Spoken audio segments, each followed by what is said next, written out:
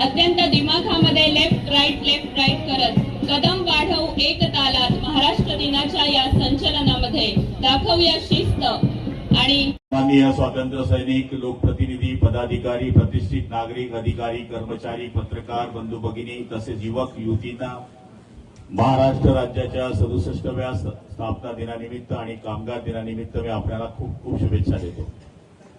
1 मे 1960 रोजी संयुक्त महाराष्ट्राच्या लढ्यात हुतात्म्यांनी दिलेल्या बलिदानामुळे आज महाराष्ट्र राज्याची निर्मिती झाली। हा दिवस केवळ उत्सवाचा नसून प्रगतीचा आढावा घेण्याचा आणि राज्याच्या उभारणीचा योगदान देणाऱ्या प्रत्येक घटकाचा सन्मान करण्याचा दिवस आहे। छत्रपती शिवाजी महाराजांचे स्वराज्य, महात्मा ज्योतिबा फुलेंचे सामाजिक परिवर्तन, राजश्री शाहू महाराजांची समतेची भूमिका आणि भारतरत्न डॉक्टर बाबासाहेब आंबेडकर यांचे संविधान या महान परंपरेतून महाराष्ट्रात नेहमीच पुरोगामी वाटचाल केली आहे। या आदर्शाचा वारसा नेत आपण अधिक सक्षम समृद्ध महाराष्ट्र घडवूया। महाराष्ट्र दिन हा राज्याच्या गौरवशाली इतिहासाचा समृद्ध संस्कृतीचा प्रतीक आहे। अशा या महत्त्व दिवशी आपण जनगणना 2027 या राष्ट्रीय उपक्रमाची सुरुवात करीत आहोत। जनगणना ही केवळ लोकसंख्येची गणना नसून देशाच्या नियोजनबद्ध विकासाचा पाया आहे। शासनाच्या विविध योजना अधिक प्रभावीपणे राबवण्यासाठी अचूक माहिती अत्यावश्यक असते।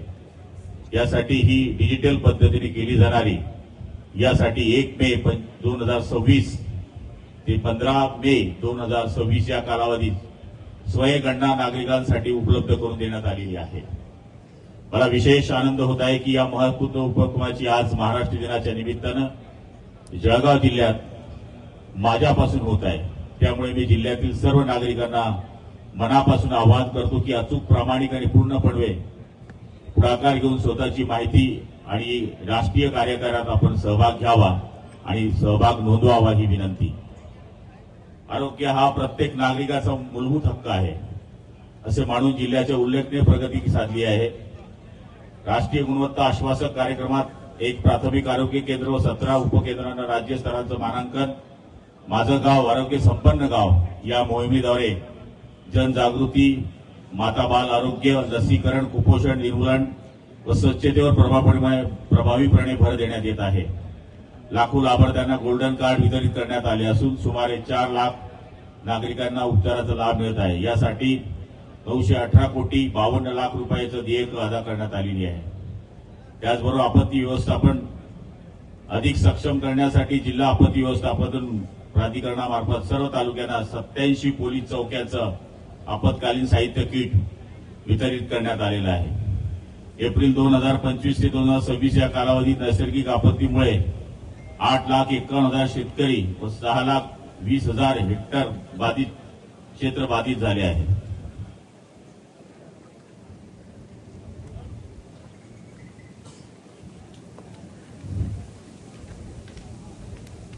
शासनाने 709 कोटी 62 हजाराची मदत मंजूर केली असून 513 कोटी 21 लाख हेक्टर थेट 6,68,000 शेतकऱ्यांच्या खात्यात जमा झालेले आहे। शेतकरी केंद्रस्थानी विकास समावेशक हे धोरण कृतीतून सिद्ध करण्यात आले आहे। अनुसूचित जाती घटकाच्या विकासाच्या सर्वांगीण विकासासाठी 12 विभागांमार्फत 93 कोटीचा निधी वितरित करण्यात आलेला आहे। त्यामध्ये रमाई आवास योजना असेल, डॉक्टर बाबासाहेब आंबेडकर सामाजिक विकास योजनेतून 334 वस्ती विकास कामांसाठी 44 कोटी असतील किंवा शिक्षण क्षेत्रातील महाडीबीटीद्वारे 10,915 विद्यार्थ्यांना शिष्यवृत्ती आणि स्वाधार योजनेतून 786 विद्यार्थ्यांना 2 कोटी 72 लाखाचे आर्थिक सहाय्य सामाजिक न्याय बांधिलकीतून आधारित करण्यात आलेले आहे। त्याचप्रमाणे आदिवासी विकासाच्या जिल्हा वार्षिक आदिवासी घटक कार्यक्रमातून 2024-25 55 कोटी 99 लाख रुपये आणि 2025-26 64 कोटी 61 लाख रुपयाची दोन्ही वर्षात निधी दिलेला आहे आणि 100% प्रभावी वापर करण्यात येत आहे।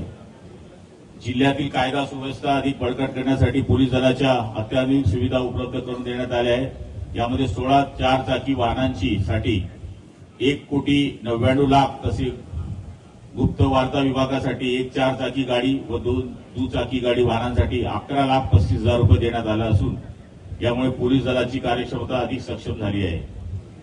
जळगाव जिल्ह्यात उमेद अभियानातून महिला सक्षमीकरणासाठी 31,552 स्वयंसहायता समूहांना 3,15,000 प्रमाणे अधिक महिला जोडल्या गेल्या असून ग्रामीण भागात सामाजिक आर्थिक परिवर्तन होण्यासाठी डीपीडीसी मधून 31 महिला बचत गट भवनांना या ठिकाणी मान्यता देण्यात आलेली आहे। शेतीमालाला योग्य दर मिळावा यासाठी 15 शेतकऱ्यांच्या उत्पादन कंपन्या कार्यरत असून त्याच्यामध्ये 1,000 सदस्य सहभागी झालेले आहे।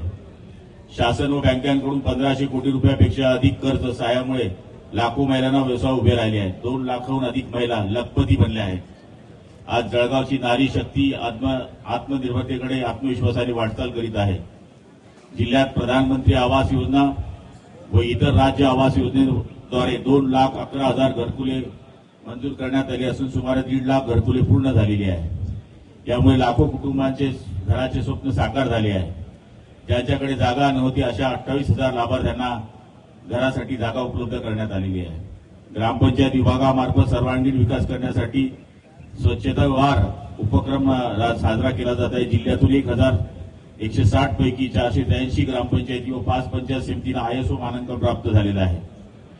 683 ग्रामपंचायतीमध्ये सीसीटीव्ही बसवण्यात आले असून 1,022 ग्रामपंचायतीला वेबसाईट तयार करण्यात आल्या आहेत। 150 दिवसाच्या ई गव्हर्नन्स सुधारणा कार्यक्रमात राज्यात प्रथम क्रमांक मिळवून जळगाव जिल्ह्याने डिजिटल प्रशासनात आदर्श निर्माण केला आहे। जिल्हाधिकारी श्री रोहन गोगे यांच्या सक्षम नेतृत्वाखाली प्रशासनाने अत्याधुनिक तंत्रज्ञानाचा वापर करत पारदर्शक, गतिमान आणि लोकभिमुख सेवा वितरणाची दिशा केलेली आहे। हे यश जिल्ह्यातील सर्व अधिकारी आणि कर्मचाऱ्यांच्या समन्वय आणि मेहनतीमुळे फलित असून या बळावर जळगाव जिल्हा विकासाच्या नव्या उंचीवर पोहोचेल असा मला ठाम विश्वास आहे। सेवाकर्मी प्लस उपक्रमात जळगाव जिल्हा परिषदेला मिळालेला विशेष पुरस्कार हा संपूर्ण जिल्ह्याच्या अभिमानाचा क्षण आहे। मुख्य कार्यकारी अधिकारी त्यांच्या नेतृत्वाखाली, सक्षम नेतृत्वाखाली कार्यक्षम नागरिकांना मूलभूत सेवा देत असताना योजनांची गुणवत्ता आणि उत्तरदायित्व जपल्याचा हा सन्मान आहे। जळगाव जिल्ह्यात 25-26 मध्ये जिल्हा वार्षिक योजनेच्या 834 कोटी 61 लाख रुपये निधी 100% खर्च करून सलग 4थ्या वर्षी राज्यात जिल्हा अव्वल स्थानी मिळवलेला आहे। यामुळे 677 कोटी सर्वसाधारण, 93 कोटी अनुसूचित जाती, 64 कोटी 61 लाख आदिवासी बळकटीसाठी प्रभावी खर्च करण्यात आलेला आहे। 65 कोटीची वाढ मंजूर केली असून 2026-27 साठी 900 कोटी 5 लाख रुपयाचे नियोजन आहे। हा निधी परिणामकारणाचे वापर करणाऱ्यामुळे विकासाचे अधिक वेग देण्याचा ठाम निर्धार केलेला आहे। देशामध्ये 21 नोव्हेंबर 2025 पासून सर्व जुने कायदे रद्द करून 4 नवीन कामगार संहिता लागू करण्यात आल्या आहेत। यामुळे असंघटित क्षेत्रातील कामगार, विशेषतः गीग कामगार, स्विगी, झोमॅटो, अमेझॉन ऑनलाईन सेवांमध्ये कार्यरत कामगारांना सामाजिक सुरक्षा मिळणार आहे। जिल्ह्यात 2025-26 मध्ये कल्याणकारी योजनेतून मोठ्या प्रमाणात लाभ देण्यात आलेला आहे। 58,607 कामगारांना सुरक्षा किट, 1,78,000 लाभार्थी म्हणून गृहोपयोगी संच, 2,49,000 कामगारांना कुटुंबातील आरोग्य तपासणी, तसेच 14,350 लाभार्थ्यांना 36 कोटी 60 लाखाचे आर्थिक सहाय्य देण्यात आलेले आहे। ऑनलाईन सेवांमध्ये कामगार विभागात राज्यात अग्रस्थानी असून ई श्रम नोंदणीही जिल्ह्यात अव्वल ठरला आहे। ही सर्व सेवा डिजिटल झाल्याने पारदर्शक व जलद सुलभ सेवा उपलब्ध होत आहे। कामगार सन्मान सुरक्षितता प्रगतीचा हा ठामपणे प्रगतीसाठी कटिबद्ध आहे। जळगाव जिल्ह्यात वार्षिक पत योजनेत एसीबी मध्ये 105% उद्दिष्टे पूर्ती करत 18,900 कोटीच्या तुलनेत 19,874 कोटी वितरण करण्यात आलेले आहे। जिल्हाधिकारी व LDM यांच्या समन्वयातून बँकेच्या प्रभावी पाठबळामुळे हे काम पूर्ण करण्यात आलेले आहे। आज उद्योजकांमध्ये गुणवत्तेनुसार 80 ते 105% पर्यंत प्रोत्साहन मिळणार असून या संदर्भात शासनाने निर्णय जाहीर केलेला आहे। या धोरणामुळे जिल्ह्यातील औद्योगिक क्रांतीचे नवे पूर्व सुरू होणार असून येत्या काळात या क्षेत्रात मोठ्या प्रमाणाची गुंतवणूक होणार आहे। मुख्यमंत्री रोजगार योजनेनिमित्त कार्यक्रमात 25-26 आर्थिक वर्षात 1,006 नवीन उद्योगाची बँकांनी मंजुरी दिली आहे। नवीन 1006 उद्योग सुरू होणार असून मोठ्या प्रमाणात रोजगाराची संधी तसेच सदरच्या योजनेत जिल्ह्यात विभागात प्रथम व राज्यात पहिल्या 10 मध्ये क्रमांक मिळवलेला आहे. महाराष्ट्र नेहमी एकतेच्या बळावर प्रगतीची शिखरी गाठलेली आहे. आज आपण महाराष्ट्र दिन हा केवळ उत्सव म्हणून नव्हे तर प्रगतीचा संकल्प म्हणून साजरा करूया. जिल्ह्यातील विकासाला वेग आणि उत्साह कायम ठेवत जिल्ह्यात राज्याच्या नव्या उंचीवर आणण्याचा निर्धार करूया. जिल्ह्यातील पालकमंत्री म्हणून मी नम्रपणे आपले आवाहन करतो की वाढत्या उन्हाच्या तीव्रतेचा विचार करून दुपारी 12 ते 4 या वेळेत घराबाहेर पाडणे शक्यतो टाळा. विशेषतः शेतकरी बांधव आणि कामगार वर्गाने आरोग्याची काळजी घेत सकाळी आणि सायंकाळी काम करावीत. प्रखर उन्हामुळे उष्माघात, थकवा आणि इतर आरोग्याच्या समस्या उद्भवू शकतात. त्यामुळे थोडीशी काळजी घेतली तर मोठा धोका टळू शकतो. आपण सर्वांनी स्वतःची आणि आपल्या कुटुंबाची काळजी घेणे हे गरजेचे आहे. सुरक्षित राहणे ही जबाबदारी आहे, कारण या आपण सुरक्षित तर आपला परिवार आणि आपला समाज सुरक्षित. पुन्हा एकदा महाराष्ट्र दिन आणि कामगार दिनाच्या आपल्याला खूप खूप हार्दिक शुभेच्छा. जय हिंद, जय महाराष्ट्र. मागे एक येत आहेत पुरस्कार स्वीकारतील. यानंतर श्री भरत सिंग पोलीस उपनिरीक्षक बँड पथक पोलीस ते सलीम खान बशारत खान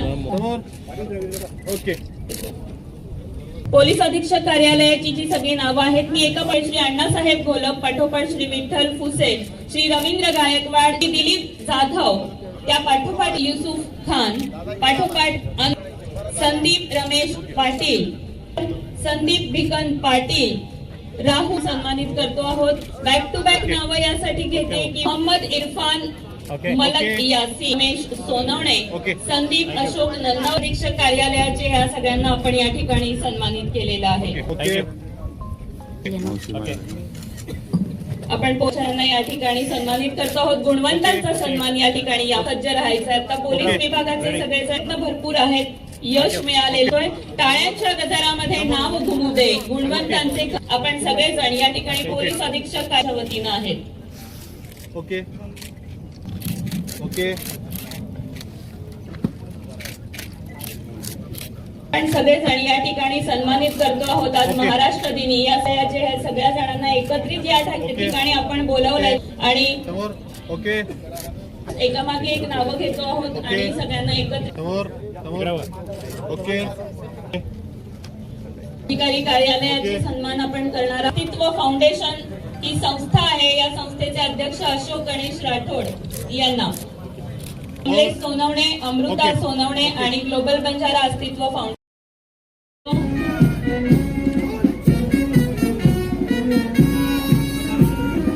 सलामी मंचाच्या समोर मानवंदना दे. प्लाटून पहिला प्लाटून मंचाच्या समोर आलेला आहे. दंगा नियंत्रण पथकाचं प्लाटून कमांडर देविदास वाघ, मार्कर बद्रीनाथ गीते, परेड कमांडर प्रशांत दरेकर आणि सेकंड परेड कमांडर प्रशांत कोगरवार.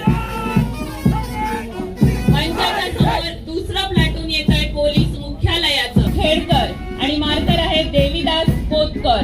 जोरदार टाळ्यांच्या गजरामध्ये या पथसंचलनात सहभागी सगळ्या प्लाटूनचं आपण स्वागत करणार आहोत. तिसरा प्लाटून मंचाच्या दिशेने येत आहे देण्यासाठी महाराष्ट्र दिनाच्या.